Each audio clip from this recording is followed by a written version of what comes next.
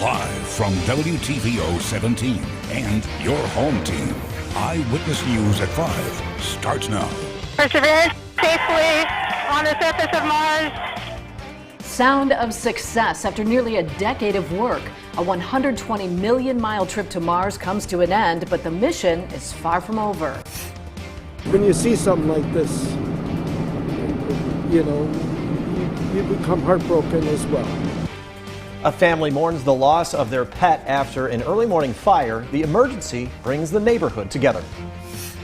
A longtime member of the Illinois House steps down. After scandalous final months in office, Michael Madigan retires. Good evening, I'm Mimi Murphy. And I'm Eric Wilson. NASA pulls off a historic feat, landing the biggest rover yet on Mars. The landing came after a tense 7 minutes where scientists could only hope all the calculations they made were correct. And they were. After nearly a decade of work, NASA's Perseverance landed on Mars following a 7-month journey through space. 12 cameras on board gave scientists a fuzzy look at the red planet. Soon we'll be able to hear what it sounds like on Mars thanks to 2 microphones. Over the next couple years, Perseverance will collect samples of rocks which will be brought back to Earth. Scientists are celebrating their riskiest rover landing ever. Our job is to not only do it because of science, but to inspire the whole nation. We want everybody to really feel proud of the amazing things we can do. Perseverance's mission cost about $3 billion. The landing took thousands of scientists working together. They hope it inspires kids to dream big. Ari Bruckman joins us now, and State Line kids' eyes were glued to the screen watching history unfold. Eric and Mimi, this is a major milestone to discover more about Mars. And today, students across the world and right here in the State Line tuned in to watch it live. It's almost like we're a part of something that some people may not get to see, like younger people. So we'll forever have this. 8th grader Maggie Sternquist stayed after school to watch history being made. Safely on the surface of Mars, ready to begin seeking the sands of past life. She's part of the STEM club at Rockford Lutheran. I found it interesting in 6th grade when we were coding little machines. Science teacher Amanda Norman created a watch party for any student who wanted to witness the landing. Science is all about curiosity, and so I think that's just going to be a cool thing to show them. Not only are you seeing it in a textbook, but now you're seeing it live. To learn that it's okay to fail, but to get up from that failure and keep trying until they get it right. So I love that STEM can do that for kids. While this was a great learning opportunity for the younger kids, for senior Emma Elliott, this just cements her interest in space and engineering, an interest she got from her grandfather. Yeah, it makes me think of her. Well, I really want to be a mechanic. I want to work with airplanes or cars. I think that would be really cool, just because my grandpa was actually a mechanical engineer at Sunstrand, and he worked on airplanes, and I've always looked up to him. So I thought that would be cool to follow in his footsteps. The 8th grade science students will rewatch and discuss the rover landing in class tomorrow. She encourages students to join their school science or STEM clubs to get more involved in these events. Eric? Thanks, Ari. Oregon police investigate a 7-year-old boy's death. Officers were called to a home on 10th Street yesterday around 2:30 in the morning. Police say CPR was already in progress when they took over. The boy was rushed to KSB Hospital in Dixon, where he died. An autopsy was set for this afternoon. The Lee County Coroner's Office is also involved. Freeport police check into a Wednesday shooting. It happened just before 5 last night near Wyandotte Street and Adams Avenue. Officers say shots were fired, but did not disclose if anyone was hurt. Investigators say these cars were involved, a black sedan and a white sedan. Anyone with information on the shooting is urged to call Freeport PD or Crime Stoppers. Tipped leading to an arrest could earn someone up to a $1,000 reward. A Rockford man's recovering after a late-night dating app meetup turns violent. This happened around 2 this morning on Kishwaukee Street near 18th Avenue. Police say the man had been messaging a woman over a dating app when they agreed to meet. The woman picked up the victim in a black Honda Accord, drove around, then pulled over and held him down as 2 men beat and robbed him. Investigators stress online dating safety, like video chatting before meeting someone, driving yourself to the date, meeting in public, and staying sober. Anyone with information regarding the robbery should contact police. A family is displaced after a morning fire tears through their home. This happened around 6:15 on 5th Avenue in Rockford. Fire crews reported heavy smoke and flames coming from the first floor of the house. The blaze was under control within 20 minutes. Investigators say the fire left around $20,000 in damages. No one was hurt. A longtime neighbor witnessed the blaze and says the family's heartbroken after losing a pet in the fire. They lost one of their cats, and that's just as heartbreaking to them as losing the contents of their home. The animals were part of their family. The family's 2 other cats survived. Investigators are looking into what caused that fire. It's the end of an era in Illinois politics. Former House Speaker Michael Madigan says he intends to resign his House seat. Madigan made the announcement today in a statement. Last month, he lost his role as Speaker of the House after 36 years. Madigan's represented the 22nd District on Chicago's southwest side for 50 years. He did not say why he was stepping down, but did claim he's been the target of a, quote, whispering campaign. Madigan's been linked to a sweeping bribery investigation involving ComEd. He has not been charged. Madigan won't be entirely out of politics. He's still chairman of the state Democratic Party. Governor Pritzker released this statement recognizing Madigan's dedication to public service. Pritzker says, in part, quote, Michael J. Madigan and his family dedicated countless hours to serving Illinois families, particularly during the Rauner years when he served as the bulwark against constant cruelty to the most vulnerable. Illinois GOP Chairman Don Tracy wasn't so flattering. Here's part of Tracy's statement, quote, Chairman Madigan's legacy is that of presiding over the decline of a once great state and the accumulation of historic political power that primarily benefited government insiders and special interests. The COVID-19 pandemic has some people coming out of retirement. A local nurse says she heard the call to return to the medical field. Michelle Rave introduces us to a Swedish-American employee who's back on the front line.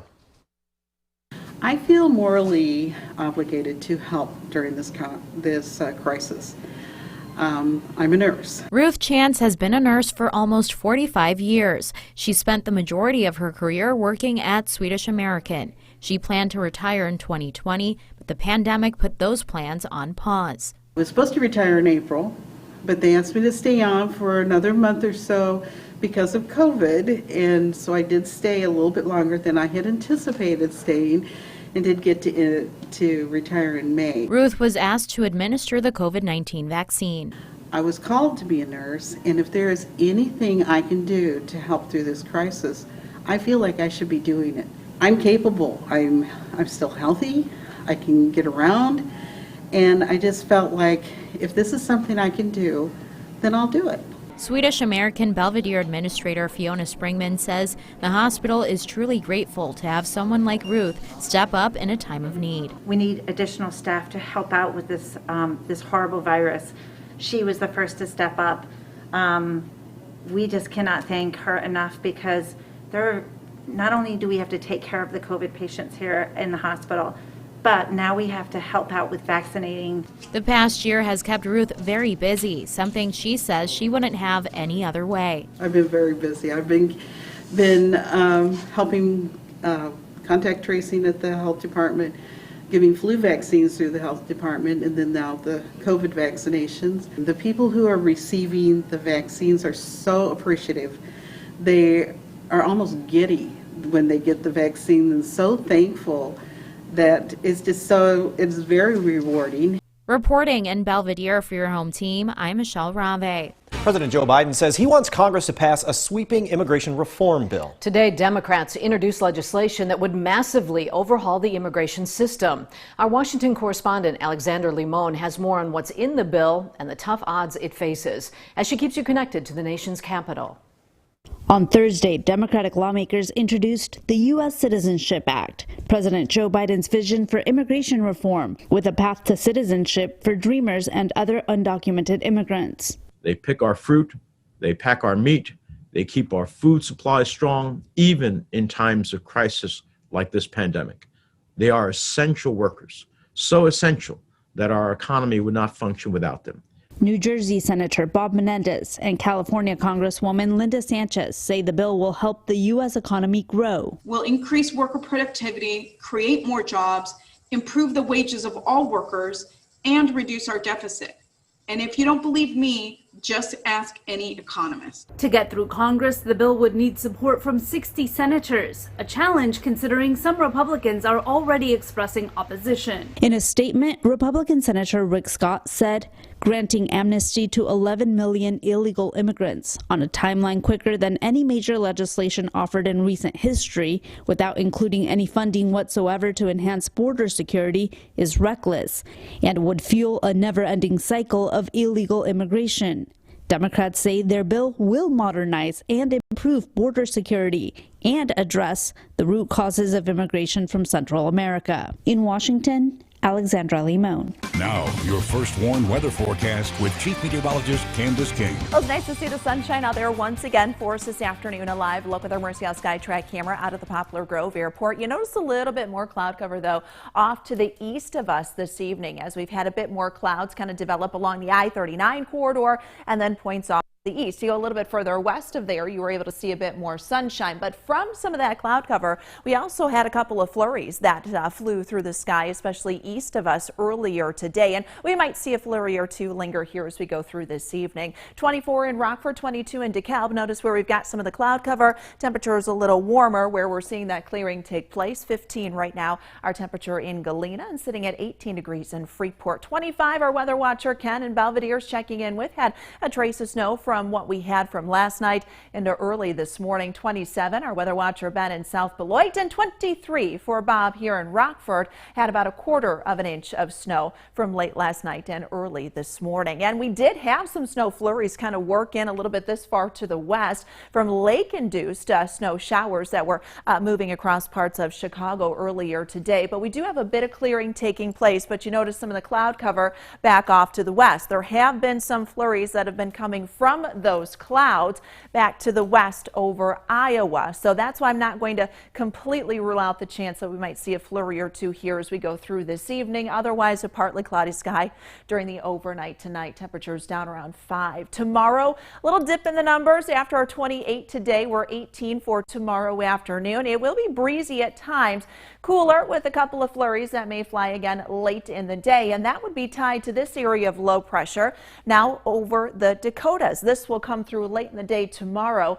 and may be able to squeeze out just enough for us to get a flurry or two once we get in towards the evening. But we should start the day off tomorrow with some sunshine, and then that cloud cover rolls back in. Here's that disturbance as it works in. Might actually end up staying just a little bit further to the south, but no major impacts expected from that. We'll hang on to some of the cloud cover for Friday night going into Saturday too. Saturday looking dry, but if we can get the clouds thick enough on Saturday, because we've got some warm air coming in, we might be able to squeeze out a little freezing drizzle or a few flurries late in the day. But what we're watching is that system coming in on Sunday. This one does look like it could bring some accumulating snowfall towards the afternoon and evening. Some slushy accumulations possible and kind of a heavier and wet snow with that coming down on Sunday. So getting out, depending on if we end up with a few of those flurries on Saturday. Saturday might be the day to kind of get out and then just stay in on Sunday. Right now looks like we could see at least a few inches of snowfall come down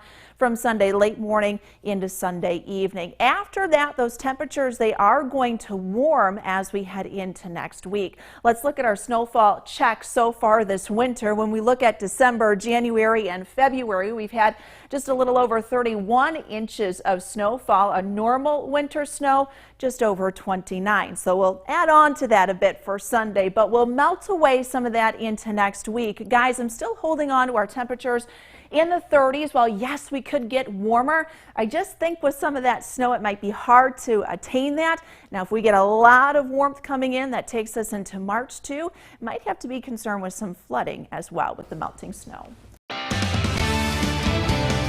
So it wasn't just psychological today, it actually was warmer, and the warmest in a long time. It felt really warm. It seems like it has been forever. I mean, and even though temperatures were still below average, our average high right around 35, 36 degrees, It was a lot warmer than the single digits and the teens. So that is an improvement. We're going to see the numbers drop a little bit for tomorrow, though. Our first warning interactive radar brought to us by Rockford Auto Glass and More. We've had a couple of flurries from time to time, mostly to the east, but you might have noticed a little more cloud cover kind of from Rockford on to the east here over the last couple of hours. We'll see some of those clouds kind of continue through this evening, may get a flurry or two from that, and then watching a bit of activity back off to our west. Temperatures for tonight down around 5. We're 18 for tomorrow, and late in the day again may be able to squeeze out a few flurries, but no accumulations expected. Some sunshine on Saturday, underneath that mostly to partly sunny sky, and then accumulating snowfall by Sunday. All right, thanks, Candace. And thank you for spending some of your time with us. Stay safe.